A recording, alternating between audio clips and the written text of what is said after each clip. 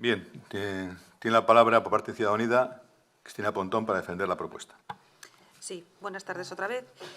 Bueno, por parte de nuestro grupo ya queda muy poquito que decir con respecto a este tema del Reconquista y a la defensa de no solo su presidenta del comité de empresa, sino a todos los trabajadores.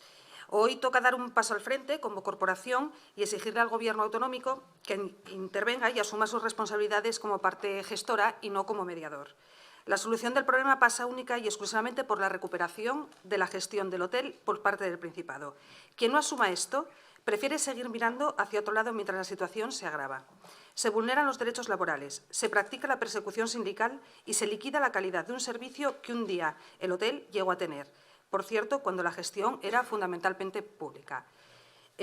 Aquí terminaba en principio mi intervención, porque ya digo que, bueno, por parte de Izquierda Unida, hace mucho tiempo, ya desgraciadamente años, que venimos apoyando a este colectivo de trabajadores, pero nos acaba de llegar una noticia que espero que haga recapacitar también, incluso, si ello fuera posible, cambiar algún voto.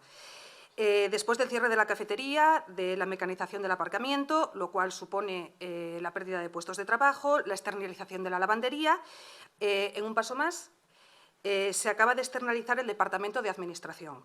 Se lleva a Chantada, provincia de Lugo, y entre recepción y reservas hay 4 puestos de trabajo menos. Ayer llegó la primera carta de despido de estos 4 trabajadores que van a ser puestos de patitas en la calle como el resto de sus compañeros. Nada más, gracias.